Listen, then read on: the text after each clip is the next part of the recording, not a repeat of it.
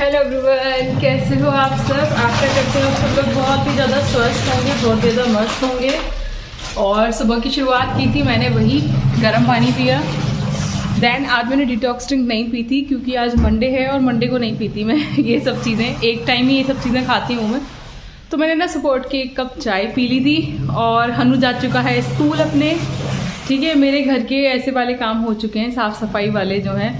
और नहा के फिर मैंने घर की पूजा की और फिर अब मैं जा रही थी मंदिर, है ना।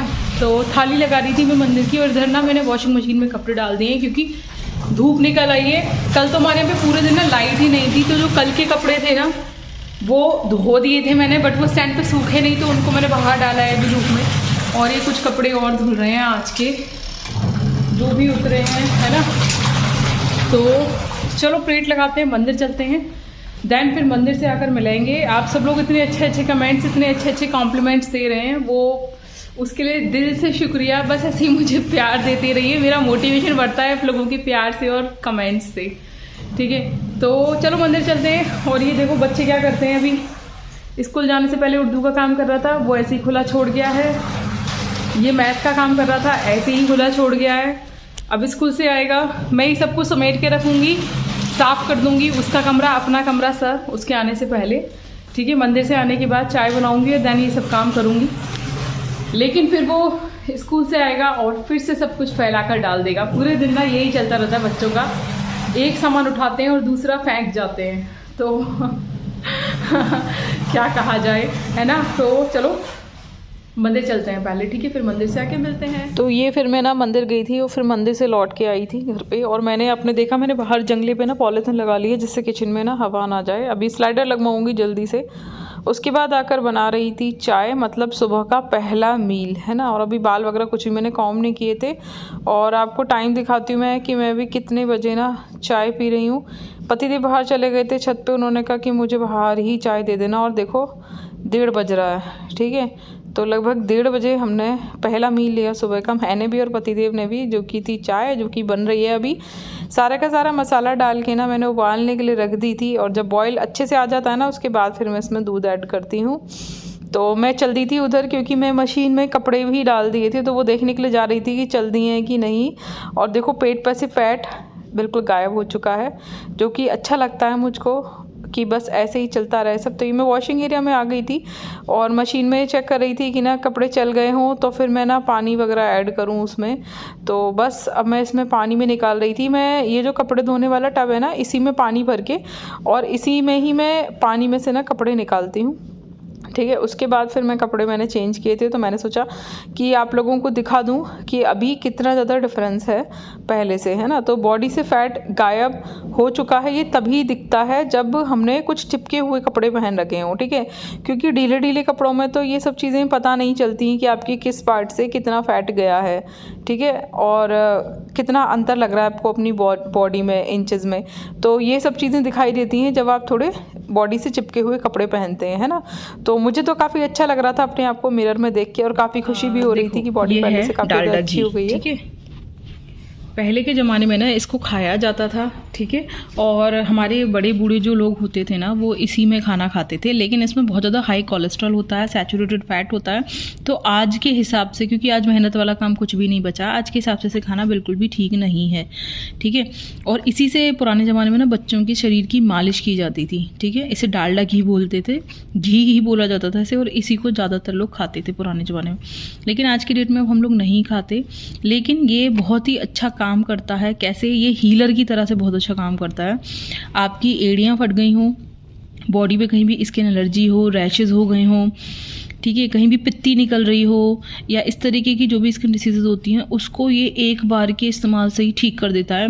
मुझे काफ़ी सालों से पित्ती की समस्या थी, मतलब मुझे शादी से पहले से ही होंगे, लगभग 25 साल से मुझे पित्ती की समस्या थी। 25 साल पहले शुरू हुई थी और मैंने काफ़ी दवाइयाँ खाई, बहुत सारे डॉक्टर्स को दिखाया, काफ़ी लंबा ट्रीटमेंट चला, 4-5 डॉक्टर भी बदले, बट मुझे बिल्कुल भी आराम नहीं मिला। बट इस डालडा घी के इस्तेमाल से मेरी पित्ती की समस्या ठीक हो गई हमेशा के लिए। मैंने इसे स्किन पे लगाया जब भी, और 1-2 बार के यूज़ से ठीक हो गई। और फटी एड़ियाँ आप एक बार लगा लो फटी एड़ियों पे, उसके बाद मोजे पहन लो, ठीक है। सुबह तक आपकी फटी एड़ियाँ बिल्कुल ठीक हो चुकी होंगी। थोड़ी बहुत रह जाती हैं तो 1-2 बार और यूज़ कर लो, वरना ये एक बार में ही बहुत ही अच्छा रिजल्ट देता है। ठीक है, तो आप इसे एज अ हीलर यूज़ कर सकते हो। मैं इसीलिए बता रही थी क्योंकि मैं भी लगाने के लिए जा रही थी अपने पैरों पर, क्योंकि सॉक्स पहनने से पहले मैंने सोचा कई दिन से नहीं लगाया तो आज लगा लेते हैं। ठीक है, तो मैंने सोचा आप लोगों को बताती हूँ, क्योंकि देखो डेली खाना पीना तो सब मैं आपको दिखा ही रही हूँ, रेसिपीज़ भी दिखा रही हूँ, बट मुझे ऐसा लगता है कि कुछ ऐसे टिप्स होते हैं बीच बीच में जो आप लोगों के बहुत ज़्यादा काम आ सकते हैं। और जब आप लोगों के सच में वो टिप्स काम आते हैं ना, तो मुझे बहुत ही ज़्यादा अच्छा लगता है। इसीलिए मैं आप लोगों के साथ ना ये छोटी छोटी चीज़ें शेयर करती रहती हूँ, जिससे कि मतलब मुझे पता है, लेकिन आप में से कितने लोगों को पता है, कितने लोगों को नहीं पता, ये मुझे नहीं पता ना, इसलिए मैं आप लोगों से शेयर कर रही हूँ। अगर आप में से कोई इस टिप को जानता था ना, तो मुझे कमेंट करके ज़रूर बताना, और अगर नहीं जानते थे तब भी बताना, और एक बार इस चीज़ को ज़रूर यूज़ करना। अभी मैं तो इसको नहीं लेती, बट नीचे सासू माँ के पास डालडा घी आता है, ठीक है, वो कभी कभी मंगाती हैं, तो मैं उनसे ही ले आई थी ये इस डिब्बे में, और इस डिब्बे में मैं रख देती हूँ बंद करके, और जब मुझे लगाना होता है तो थोड़ा बहुत मैं इसमें से ही लेकर लगा लेती हूँ। ठीक है, तो आप लोगों को कैसा लगा ये टिप, ये कमेंट करके ज़रूर बताना। और अभी तक अगर मुझे सब्सक्राइब नहीं किया तो भाई कर लो ना, क्या सोच रहे हो। बहुत काम के टिप्स बताऊंगी जो आपके बहुत यूज़फुल आएंगे। बाकी आप लोगों की वेट लॉस जर्नी कैसी चल रही है ये कमेंट करके मुझे ज़रूर बताना। उसके बाद चाय पीने के बाद और कपड़े धोकर बाहर सुखा के आने के बाद मैं बैठ गई थी और काम करने के लिए, जो खाने की तैयारी करनी थी मेरे को फास्टिंग वाली। और हनु स्कूल से आने ही वाला था, तो मैंने सोचा कि ना 3-4 दिन हो गए मुझे, मैं खजूर खाना ही भूल जाती हूँ, तो मैंने सोचा पहले खजूर खा लेते हैं। और आज तो फास्ट भी था, और 3-4 दिन से ना मेरी बॉडी में ना बहुत ज़्यादा पेन हो रहा है। कुछ तो ना ठंडी ठंडी सी हवाएं चल रही है, इस वजह से मेरी बॉडी में ना सियाटिका का पेन उठ रहा है बहुत ज़्यादा, जो कि नीचे का जो मेरी स्लिप डिस्क है ना L4 L5 वहाँ से और एक पैर में जा रहा है, जिसकी वजह से मैं बहुत ज़्यादा परेशान हो रही हूँ 3-4 दिन से। और मैं एक्सरसाइज नहीं कर पा रही। अक्सर ये पूछते रहते हो कि दीदी चाय में चीनी नहीं डालते हो क्या, तो मैं तो चीनी नहीं डालती, लेकिन अगर आपको कुछ डालना हो तो आप ये शुगर फ्री नेचुरल डाल सकते हो। ये शैशे में भी आता है और इसकी बड़ी शीशी भी आती है, मतलब बोतल, तो वो भी ले सकते हो आप। और जिस तरीके से देखो ये नेचुरल है, हर्ब से बना हुआ है, ठीक है, तो ये शुगर फ्री है। तो जो लोग फिटनेस कॉन्शियस हैं, जो वेट कॉन्शियस हैं, उन लोगों के लिए एक मतलब इतना काफ़ी है, ठीक है, 1 पाउच एक बार में, तो आप इसको भी यूज़ कर सकते हो। वैसे तो मैं आप लोगों को कहूँगी कि कुछ भी मतलब शुगर को छोड़ ही दो तो अच्छा है। और बाकी जैसे वेट लॉस हो जाता है तो हम थोड़ा थोड़ा शुगर खाना शुरू कर देते हैं, तो उसके बाद फिर आप ये शुगर फ्री यूज़ कर सकते हो, है ना। तो अच्छा ऑप्शन लगा था मेरे को ये, तो मैंने सोचा आप सब लोगों तक शेयर करती हूँ। वैसे मैं शुगर फ्री भी यूज़ नहीं करती, मैं आपको बताऊँ, मैं शुगर ही ले लेती हूँ कभी कभी, और जब नहीं लेती हूँ तो मैं फीकी चाय पीती हूँ, फीका दूध लेती हूँ। और ये एक्चुअली कुछ थोड़े से ना रखे हुए थे, तो मैंने सोचा आप सब लोगों तक शेयर कर दूं। और ये भी ना काफ़ी टाइम से रखे ही हैं, क्योंकि मैंने आदत डाली है फीका ही खाने की। तो लेकिन जिन लोगों को नहीं बिल्कुल भी फीका खाया जाता ना, उनके लिए बहुत ही अच्छा ऑप्शन है, ठीक है, तो आप ये यूज़ कर सकते हो। तो मैंने ना अपना किचन के जंगले पे प्लास्टिक लगा के उसे कवर कर दिया है, क्योंकि दोनों टटर से हवा आती है बहुत ज़्यादा। और किचन का गेट ना मैं थोड़ा सा फेर लेती हूँ। मेरे को ना आर्थराइटिस की दिक्कत है, तो मेरी हड्डियों में ना इस टाइम जैसे ही ये हवा चलने लगती है ना, ठंडी ठंडी, या फिर बारिश का मौसम होता है जब उस वक्त हवा चलती है ना, तो मेरी हड्डियों में ना दर्द शुरू हो जाता है। क्योंकि मुझको सियाटिका की दिक्कत है, आर्थराइटिस की भी दिक्कत है, तो सारी की सारी हड्डियों में ना ऐसे दर्द शुरू होता है। और ये आर्थराइटिस मुझे क्यों हुआ ये मैं कई बार बता चुकी हूँ, क्योंकि मुझे ना काफ़ी सारी ऐसी बीमारियाँ हो चुकी हैं जो कि हड्डियों में दर्द छोड़ कर जाती हैं, जिसकी वजह से हड्डियाँ ना कमज़ोर हो जाती हैं। जैसे मुझे 2 बार टाइफाइड हो चुका है, मुझे डेंगू हो चुका है, मुझे चिकनगुनिया भी हो चुका है, मुझे मलेरिया भी हो चुका है, कई बार वायरल फीवर हो चुका है, कोरोना का असर भी हो चुका है। तो इन सब चीज़ों से ना क्या होता है कि हड्डियाँ हमारी कमज़ोर हो जाती हैं धीरे धीरे, और जैसे जैसे एज बढ़ता है कैल्शियम वैसे ही लॉस होने लगती है बॉडी के अंदर से। और ऑपरेशन से बेबी होने के बाद तो वैसे भी ना हमारी बॉडी से ना कैल्शियम काफ़ी ज़्यादा निकल जाती है, और हम लोग कैल्शियम खाने पे कभी ध्यान नहीं देते, तो हड्डियाँ कमज़ोर हो ही जाती हैं। तो इन सब चीज़ों की वजह से ना जब भी ऐसे सर्द वाली वाली हवा चलती है ना एकदम ठंडी वाली, तो मेरी हड्डियों में दर्द शुरू हो ही जाता है। और कुछ ना, ये बाल्टियाँ वगैरह मैं कैरी करती हूँ, मैं क्या करूँ, मेरा मन नहीं मानता। आरओ से पानी ना वेस्ट करके फैलाने को ना मुझे बिल्कुल भी अच्छा नहीं लगता। पतिदेव बहुत ज़्यादा डांटते हैं कि पूरी दुनिया आरओ का पानी ऐसे ही फैला देती है सिंक में, मतलब पाइप चलता रहता है, तुम क्यों बाल्टियों में भर भर के इधर से उधर कैरी करती रहती हो, जबकि तुम्हें स्लिप डिस्क की दिक्कत है। बट मैं यार क्या करूँ, मेरा ना मन नहीं मानता, मुझे कुछ भी चीज़ ना वेस्ट करने का मन नहीं करता। मुझे लगता है कि पानी मतलब प्रकृति का ही रूप है और उसे क्यों वेस्ट किया जाए, है ना, क्यों उसे इस तरीके से फेंक दिया जाए जब वो यूज़ हो सकता है। तो इसलिए ना मैं उसको यूज़ करती हूँ, तो मुझे बिल्कुल भी नहीं पसंद। और हनु स्कूल से आ चुका था, तो मैं एक तरफ तो ना रात के खाने की तैयारी कर रही थी और मेरे पास ना वेजिटेबल्स ख़त्म हो चुकी थी, मूली बची हुई थी। तो मैंने सोचा कि चलो आज मूली आलू के पराठे बना के खिलाते हैं पतिदेव को, है ना। तो मैंने मूली क्रश करके धोकर, मतलब छील कर धोकर क्रश करके, और मैं ना इसको भी निचोड़ूंगी, है ना। और इससे पहले मैंने एक अमरूद खा लिया था काट के, जो मैंने आपको दिखाया था अभी। और इन सब चीज़ों के बीच में काफ़ी घंटों का गैप रहता है मेरा, ठीक है। तो मूली इस तरीके से ना मैंने कद्दूकस करके, मतलब ग्रेड करके एक रूमाल में बांध के, कॉटन के कपड़े में बांध के अच्छे से इसका पानी निचोड़ लिया था। और ये जो पानी मैंने निचोड़ा था ना, इसको इसी पानी से ना, इस पानी को फेंकना नहीं है बिल्कुल भी, इसमें बहुत सारे मिनरल्स होते हैं, विटामिन होते हैं। तो इस पानी से आपको क्या करना है, आटा गूंथना है, ठीक है। कभी भी किसी भी सब्जी के पराठे बना रहे हो आप, तो उसे इस तरीके से निचोड़ के उस पानी को फेंकना मत, उससे आटा गूंथ लेना, ठीक है, जिससे कि जितने भी विटामिन और मिनरल्स इसमें हो वो सब आपको मिल जाए। तो मैंने ऐसे ही किया था कि ये तो बिल्कुल ड्राई हो गई, क्योंकि अगर सब्जियों में पानी रह जाता है ना, तो पराठे के अंदर भरने में नहीं आता और वो निकल के भागती है, पिठी जो होती है वो पराठे के अंदर से। तो थोड़े से मैंने आलू बॉयल कर लिए थे, इनको भी छील कर मैंने मैश कर लिया था। और ये जो मूली का मैंने एक मतलब वो बनाया था ना, मूली को निचोड़ कर सूखा सा एक, उसमें मैंने मिक्स कर दिया, ठीक है। और ये जो पानी है इससे अभी हम आटा मार लेंगे।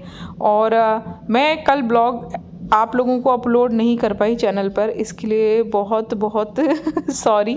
लेकिन ना कल थी संक्रांति और कल का ब्लॉग मैंने पूरे दिन का रिकॉर्ड किया है, बट कल ना इतने गेस्ट आए थे घर पे कि ना तो वीडियो एडिट करने का समय मिला, ठीक है, ये मंडे वाले दिन का, जो कि मुझे ट्यूसडे वाले दिन यानी कि कल डालना था, बट मैं नहीं डाल पाई क्योंकि मुझे समय ही नहीं मिला। और रात तक इतनी भागम भाग मच गई और फिर रात भर मैं सो नहीं पाई क्योंकि मेरी बैक में बहुत ही ज़्यादा पेन हो रहा था। कुछ दालें घर पे ख़त्म हो गई थी, तो ये पतिदेव से मंगाई थी, अभी इनको डिब्बे में भरना है। काली मसूर की दाल, अरहर की दाल, चने की दाल, उड़द की दाल, ये है मसूर, ये है काली मसूर, ये है अरहर, और ये है चना दाल, ये है हरी मूंग दाल, और ये है उड़द की दाल। तो इन्हें डिब्बे में भर लेते हैं।